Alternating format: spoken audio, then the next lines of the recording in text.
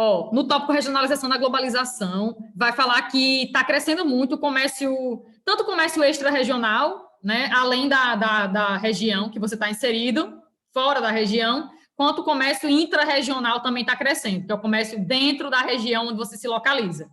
E esse comércio intra-regional pode ser por causa de acordos comerciais, de blocos econômicos, certo? Geralmente é por causa disso. Mas pode ser também por outros fatores, porque aqueles países se aproximaram através de acordos ali entre eles, acordos bilaterais, enfim. Então, vai falar disso, vai falar de porcentagem e tudo mais, enfim, muitos dados. Vamos para aqui. Ó, a tendência na globalização de dispersão industrial, estava falando isso na outra aula, né? Dispersão espacial da indústria. Que a indústria, hoje em dia, ela se dispersou para que ela buscasse cada vez mais vantagens, obtendo aí mais lucros. A tendência na globalização de dispersão industrial por países que apresentam vantagens locacionais e a posterior integração da cadeia produtiva para a montagem do produto em um determinado país tem incentivado as trocas internacionais e absorvido grande parte do comércio intrarregional. Quer dizer o quê? Quer dizer que essa fase da globalização, que faz com que as indústrias elas se dispersem pelo globo, facilita, promove uma maior integração dentro da região onde aquele país está situado. Porque muitas vezes, como por exemplo a China, vai falar o caso da China, que ela concentra ali a produção e a montagem de produtos dentro da própria Ásia, né? Produção e montagem do produto dentro da própria Ásia. Então, fornece ali essa globalização atual, essa dispersão da indústria, ela fornece também uma maior integração dentro de uma região específica, no comércio intrarregional. E outra coisa que vem crescendo muito é o comércio intratransnacional. Quer dizer isso? Comércio intratransnacional. É o comércio entre as transnacionais, entre as empresas transnacionais do globo. Também existe, a partir desse momento da globalização contemporânea, um comércio muito ativo, muito forte, entre empresas transnacionais. Entre si, elas também produzem produtos específicos e transportam umas para as outras, né? Vendem de umas para as outras. A dispersão espacial de importações e reexportações envolve o comércio entre as transnacionais e suas filiais ou com firmas prestadoras de serviços. Isso também é uma das lógicas da globalização atual, é o comércio entre as transnacionais. E, por último, aqui vai dizer o quê? A globalização e o peso das transnacionais no comércio internacional tem propiciado o aumento dos serviços, que representam 20% do comércio mundial, que representavam 20% do comércio mundial em 2010. Os produtos manufaturados, comercializados, se compõem principalmente de produtos químicos, equipamentos de telecomunicações, produtos da indústria automotiva, entre outros. E aqui vai dizer uma informação bem importante que está acontecendo hoje em dia. Os preços das commodities, dos produtos primários, eles estão diminuindo, mas o volume das exportações está aumentando. Isso é uma coisa positiva ou uma coisa negativa? Depende, você está comprando ou você está vendendo. Está dizendo aqui que o valor das exportações, o valor dos produtos primários está diminuindo, mas o volume das exportações está aumentando. Quer dizer que, se você é um país que produz e exporta mais commodities, isso é uma coisa ruim, porque o preço está diminuindo, mas o volume está aumentando, né? Mas, se você é um país que compra essas commodities, é uma coisa boa para você, porque o produto está baixando o preço. E você está comprando. Então, é bom para você. Quem dita os preços dessas commodities são os países ricos, né? São os países centrais. Então, quem acaba perdendo é quem produz. A lógica é essa. Agora, a gente vai falar de blocos econômicos internacionais e regionais. O que é um bloco econômico, professora? Já? Oi?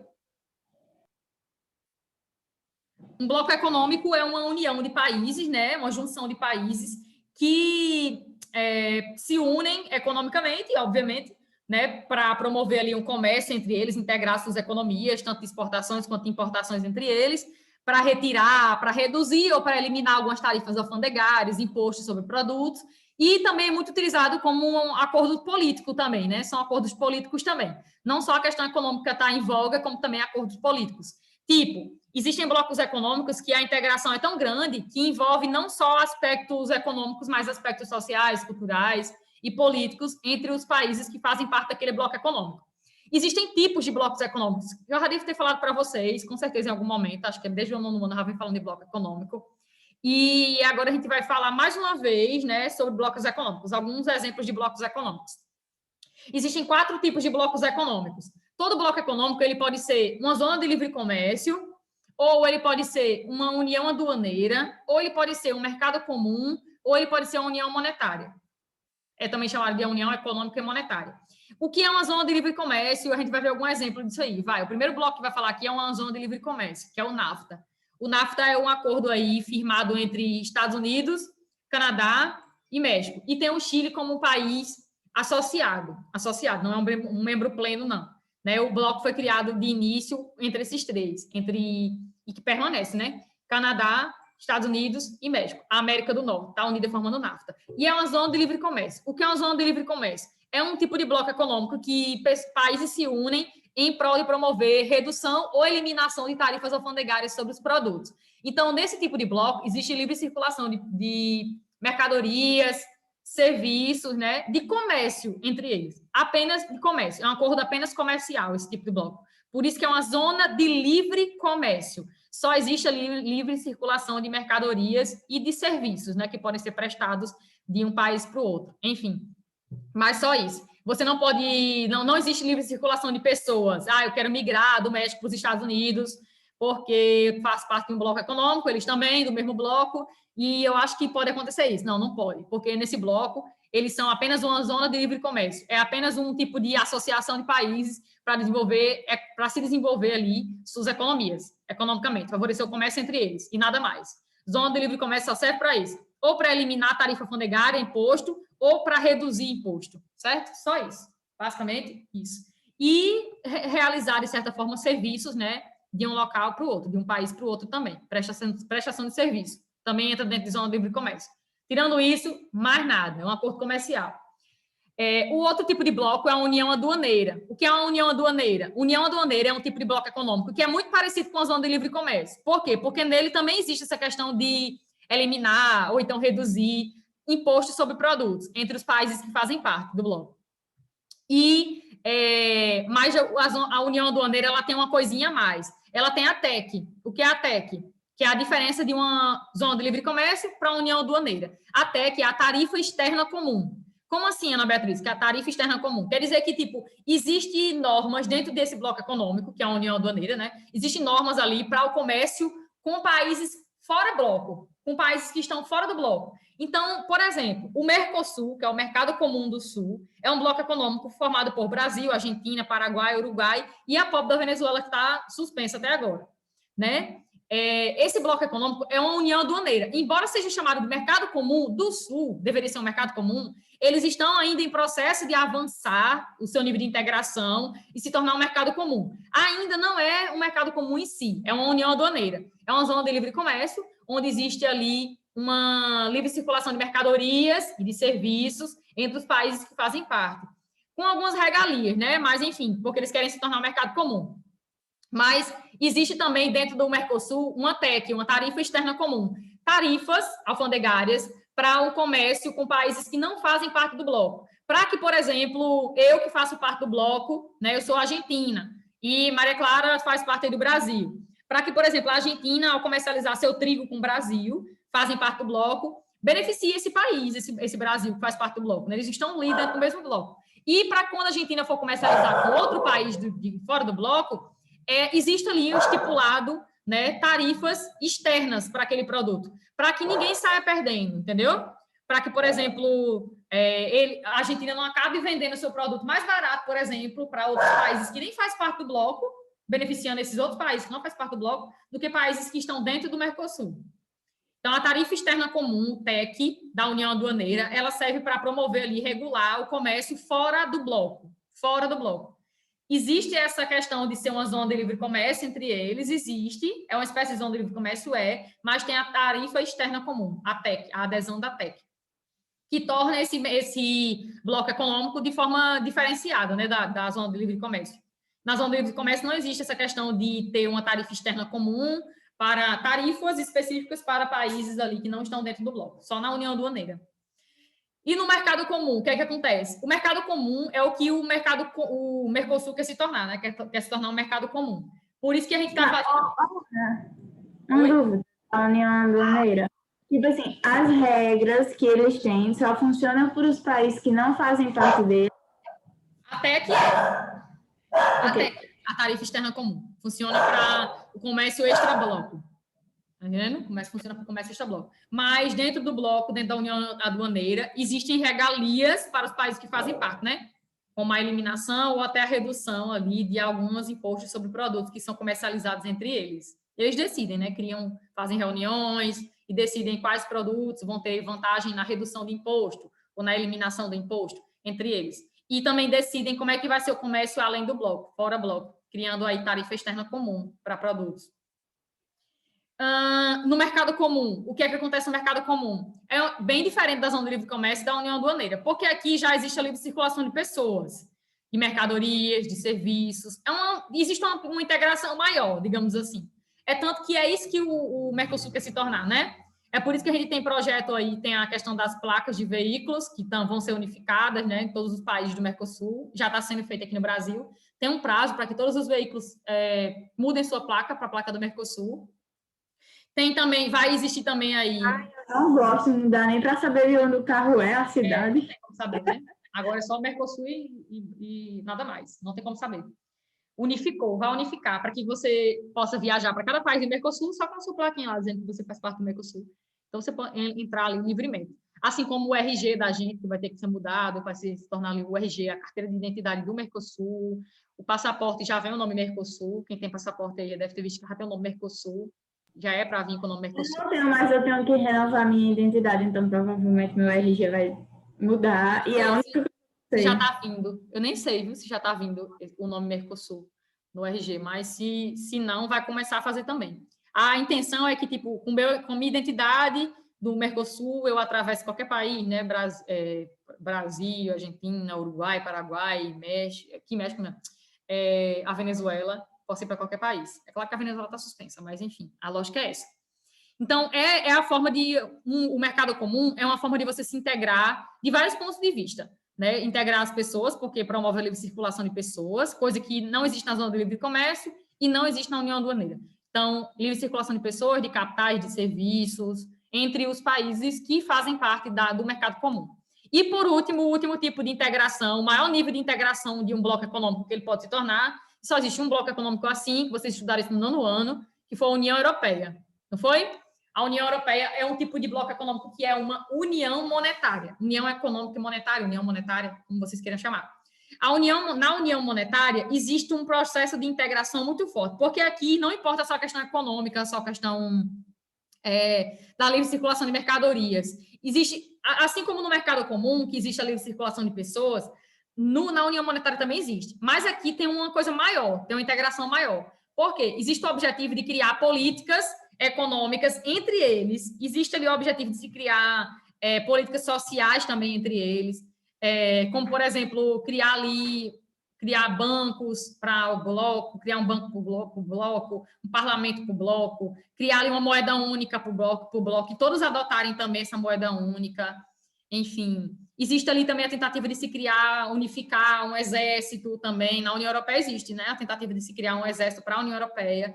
E é tanto que o Reino Unido saiu, um dos objetivos primordiais assim, que fez com que o Reino Unido saísse foi o fato de que eles diziam que estavam perdendo um pouco sua autonomia, porque existe a ideia de se criar o espírito do europeu, e não o italiano, o inglês, o francês, o alemão. Eles querem tirar meio que um pouquinho essa questão da identidade nacional e criar uma identidade do europeu. E aí muitos países veem isso como uma forma negativa, porque perde sua autonomia, né, sobre o seu território, sobre o que você é, enfim, suas características ali impregnadas na sua história, na sua cultura.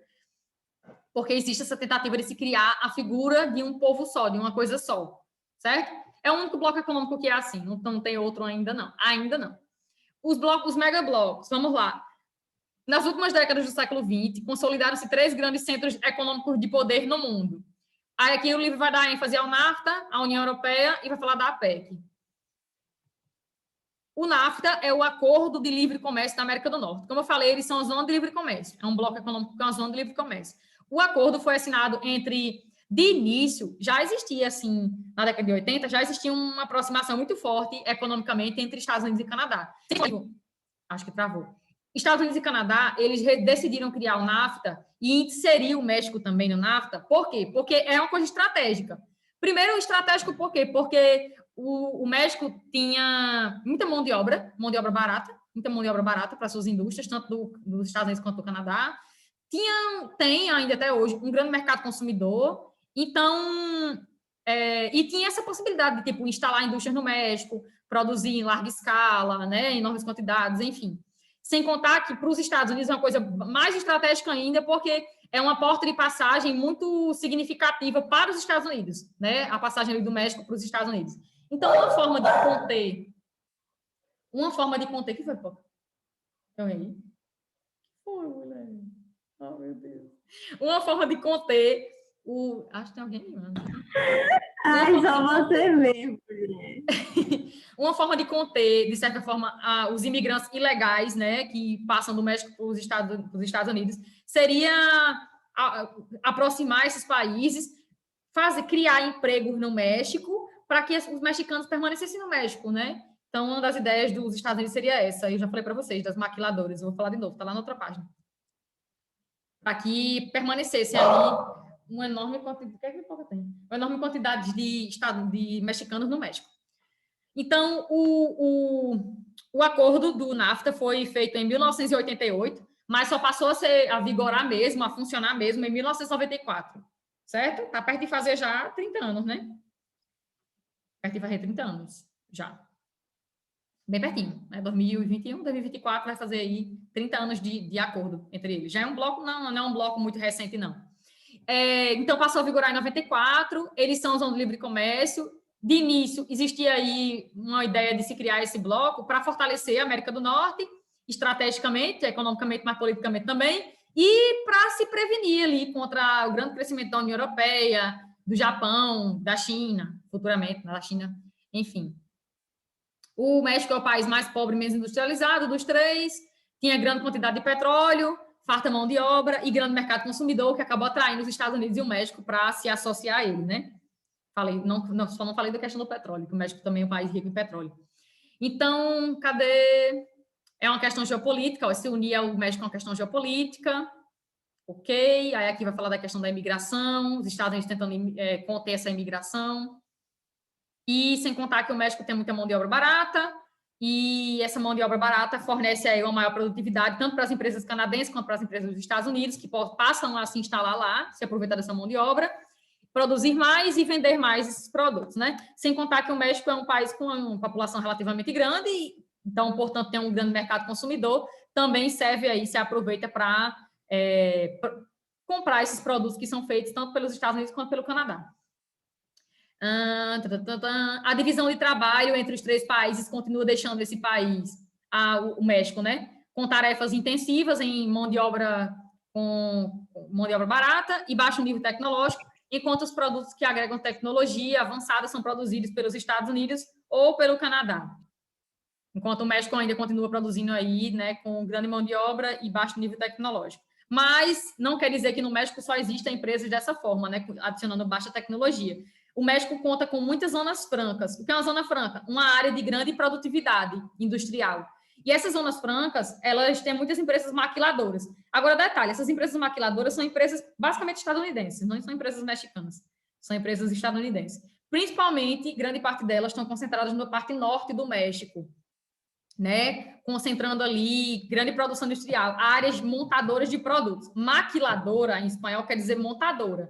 Então, são essas zonas francas que existem no México, que foram criadas pelos Estados Unidos, né? São empresas que vão para lá para produzir, montar produtos. Elas só montam. Então, elas compram as peças, geralmente vem próprios Estados Unidos, do Canadá, elas compram as peças, montam o produto no México e vende esse produto, como é uma zona franca, tem a liberdade de vender o produto com isenção de imposto.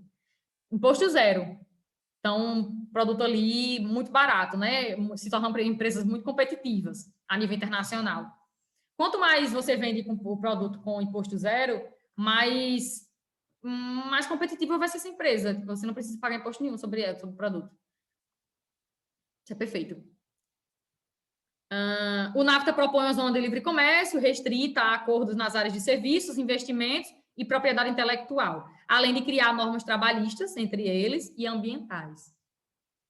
Aí agora vamos para a União Europeia. A União Europeia é um bloco econômico que começou foi um projeto de integração. Vocês viram isso no 9º ano, eu vou fazer um resumão agora. Foi um projeto de integração. Na verdade, ela não surgiu do nada.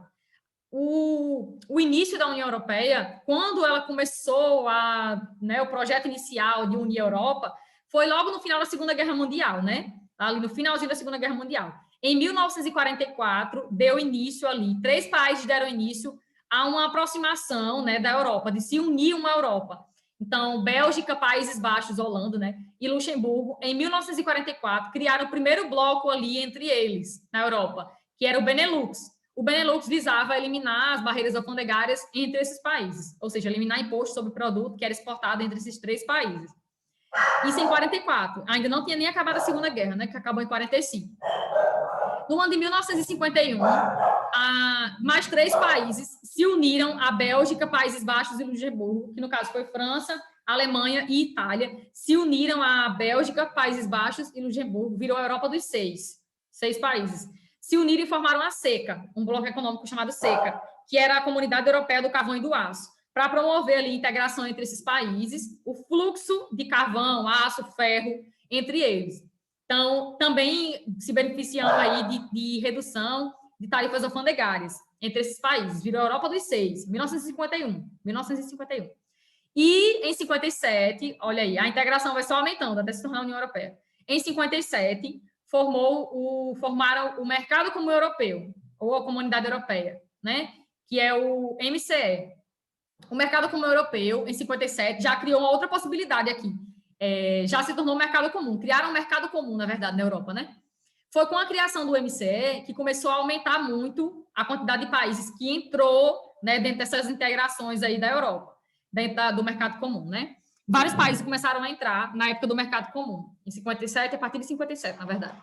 Porque, na verdade, a União Europeia, ela só veio se chamar União Europeia mesmo com o Tratado de Maastricht, em 92. Só em 92, né? Ela veio aí mudar o nome e a crescer também a quantidade de países. Ao longo do tempo, mas a partir do mercado comum europeu, do MCE, que foi a criação aí de uma área tanto de comercial, né? Tanto uma área comercial entre os países da Europa, quanto também uma área de livre circulação de pessoas, porque no mercado comum já existe livre circulação de pessoas, né?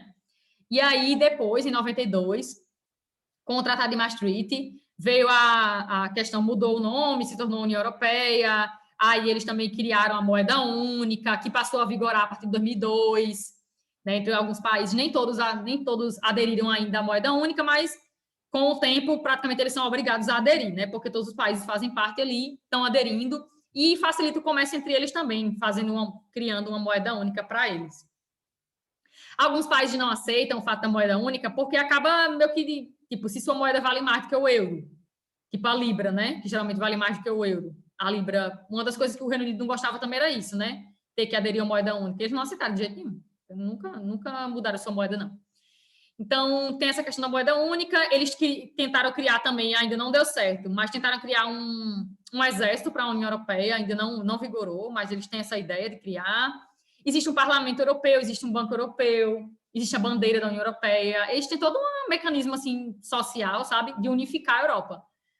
Isso começou desde 44, né, e foi só ampliando aí com o tempo, com a criação aí de outras formas de organização. E quando em 92 criaram a União Europeia, né, de vez que criaram aí a moeda única e tudo mais, aí eles se tornaram uma união econômica e monetária, né, união monetária. Eita, conta da luz, tá chegando. Eita, depois que pipoca tá latindo até agora, eu não sabia o que era. Sabia que era alguém que tava passando por aqui. Ela entende que não é legal fazer isso. Chegar a conta, né? Não é interessante não. Mas, enfim, olha, aqui está dizendo que fazem parte de 28 países. Mas no dia 31, salvo engano, de janeiro de 2020, foi quando o Reino Unido saiu de vez da União Europeia, viu? Saiu de vez mesmo. E no finalzinho de 2020, estava a ser para regulado e já foi, algumas regras entre eles. Eles saíram de vez no final de janeiro da União Europeia, saíram de vez. O processo começou desde 2016, salvo engano. O referendo que teve lá no Reino Unido foi 2016. E aí começou todo um processo, porque eles tinham que saber. Nenhum país, ao longo da trajetória da União Europeia, tinha tentado sair da União Europeia. Então, eles precisavam montar alguns acordos ali para ver como é que ia ficar as relações entre esses países, entre, né, a União Europeia e o país que estava saindo, o Reino Unido.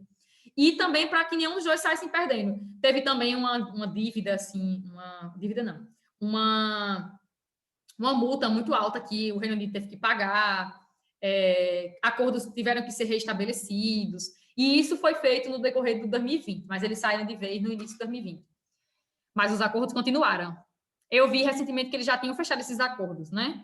Uma das coisas que preocupava muito o Reino Unido e a União Europeia era o fato de que, tipo, o Reino Unido faz fronteira com a Irlanda, né? Com a Irlanda, a República da Irlanda. E existia livre circulação ali e tal. E como é que ia ficar isso? Como é que ia ficar a questão também dos ingleses que moram em países da União Europeia, iam ter que ser expulsos, não iam? Enfim, tudo isso foi regulado. A questão do trabalho também, pessoas que são da União Europeia e trabalham no Reino Unido, ou do Reino Unido que moram, né, e trabalham em outros países da União Europeia. Tudo isso passou a ser regulado aí em 2020. Questão de imigração, diferenças. Na verdade, o Reino Unido nunca quis fazer parte do espaço Schengen. O espaço Schengen é um acordo que foi feito, salvo engano, foi em 1986, uma coisa assim. Foi um acordo que foi feito dentro da União Europeia para promover a livre circulação de pessoas. Mas o Reino Unido nunca quis fazer parte do espaço Schengen, nem da moeda única. Eles não quiseram fazer parte disso, não, dessas regras. Bom dia. Obrigada. Eita, menina. Olha o que é que chegou. Eu adoro receber esse recebido. Eita, acréscimo bandeira amarela, 1,30. Eita, gota. Ô, Ana, desculpa a pergunta, você dá aula na sua área? É o quê? Não, não é área não. Isso é porque aqui é uma cozinha americana, entendeu? Que é a cozinha aquilo ali, e aqui já é a sala, é tudo junto. Ah, tá. E que você nem se levantou direito e pegou e eu... Oxe, como é que ela fez isso? Porque, olha. Eita, tá filmando, tá vendo? É janelinha. Tá aqui na minha frente a janelinha. Essa luzinha vem na janelinha. Aí pronto, aí o povo chega, vai pegar as contas por aqui mesmo, já tô aqui. É divertido. Eles têm medo de pipoca, aí geralmente vem na janela. A mão de pipoca. Ela tá ali, ela tá latindo até agora, né? Ela tá, oxe, que pipoca tá latindo. Era o homem passando aqui na frente, ela latindo com ele, com força. Foi pronto. Diferenças na União Europeia. Nesse tópico vai mostrar o quê? Vai mostrar que, tipo, dentro da União Europeia, os países eles não têm as mesmas condições. Existem países que são mais desenvolvidos do que outros, mesmo estando dentro do bloco econômico. E outra coisa sobre a União Europeia é que quando houve a crise do socialismo na parte leste da Europa, quando a União Soviética acabou em 91, muitos países que estavam dentro, né, regiões que estavam dentro da União Soviética, que se tornaram países depois, com o final dela, muitos entraram dentro da União Europeia, né? Eram países socialistas e entraram dentro da União Europeia, tipo Estônia, Letônia, Lituânia, estavam dentro, né? Resolveram entrar aqui, Romênia, né? Estava ligada também à União Soviética, só quer dizer União Europeia. União Soviética também resolveram entrar na União Europeia. Ou seja, não é um bloco ali formado estritamente por países que sempre foram capitalistas em si, entendeu? Outra coisa, então, existem realidades dentro da União Europeia, existem realidades. Tem uns estados que são mais desenvolvidos e outros que são menos desenvolvidos. Essa parte leste é a parte aí de países menos desenvolvidos, digamos assim, né? Dentro da Europa e dentro da União Europeia. Aí tem aqui, olha para a legenda, né? Estados membros da União Europeia, todos eles membros, países candidatos, que são candidatos a entrar, ainda não entraram, mas são candidatos. A povo da Turquia tenta há muito tempo, a bichinha, Albânia, Macedônia, Sérvia, Bósnia e Herzegovina, são países que ficam tentando. E aqui potenciais países candidatos, em rosa, tem Kosovo, países que adotam o euro. Aí repare aí o Ezinho, né? O emblema do euro. O povo do Reino Unido nunca quis, a Suécia também não, Dinamarca não, Polônia não, né? Tem República Tcheca não, Romênia não, Bulgária não, enfim. Muitos países não queriam aderir, né? Não quisiam aderir ao euro. Oi? A Hungria também não quis. A Hungria também não quis. Isso, não quis. Portugal mora é tão esquisito saber que lá falam português. Pois é, né? Mas é um português um pouquinho... Na Europa? Pois é, porque colonizou a gente, né? Colonizou nosso país. É isso, colonizou. Sim, aí outra coisa. Salvo engano, são 19 países que aderiram ao euro ao todo. São 19. São 26 que fazem parte, né? 27, perdão. 27 países. 27 países ao todo e, salvo engano, 19 aderiram ao euro até hoje. Então, tem uns aí que não quiseram ainda. Mas, com o tempo, eles são meio que forçados a acontecer, sabe? A aderir. Porque é muito mais fácil você comercializar com a mesma moeda do que com moedas que têm ali um valor diferente da outra. Às vezes o país não quer fazer isso, não quer aderir, porque acha que perde sua autonomia e tal, e perde mesmo. Mas, enfim. Mas é bom para o bloco, é bom, né? Que todos adotem a moeda. Boa. Tá falando... tá falando errado, não sei. Vamos lá. Mas se escuta ela mata um. Mas se escuta ela mata a gente. Ave Maria.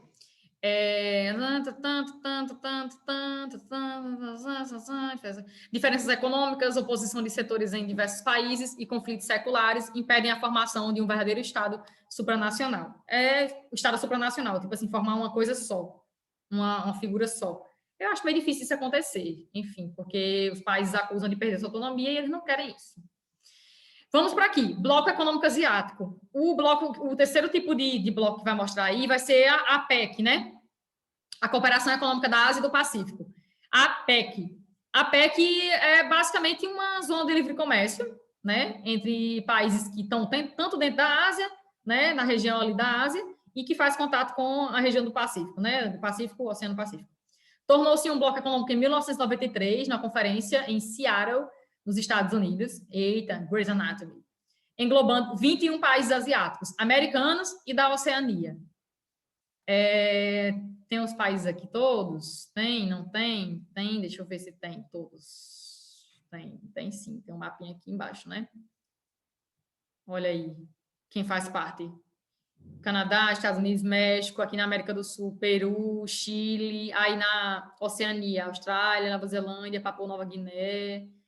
Na Ásia, tem todos esses aqui, né? A parte da Rússia, China, Coreia do Sul, Japão, Tailândia, Vietnã, Malásia, os tigres asiáticos, novos tigres, Taiwan, Filipinas, Brunei, Indonésia, Singapura, enfim. Todos eles fazem parte da APEC. Como é que funciona a APEC? Vamos para lá. Como eu falei, eles são zona de livre comércio, né? Se são zona de livre comércio, significa dizer que esse bloco, existe ali a redução ou eliminação de tarifas alfandegárias entre os países. Esse bloco é um bloco muito forte. Por quê? Muito forte mesmo, no comércio internacional. Porque se você reparou ali, as maiores economias do mundo estão lá, né? Olha, as maiores economias do mundo estão aqui. A maior economia, a segunda maior economia, a terceira maior economia, só não está a quarta aqui, que é a Alemanha, geralmente. Geralmente a Alemanha fica em quarto lugar. Mas está aqui o Canadá também, que figura como uma das maiores economias. Aí tem a Austrália, que é um país desenvolvido também, a Nova Zelândia, o Chile, que é um dos países que mais cresce na América também, o México também, que está crescendo muito por causa dos Estados Unidos. Enfim, tem os tigres asiáticos aqui. Esse bloco é um bloco muito forte, porque grande parte do comércio internacional circula nesse bloco.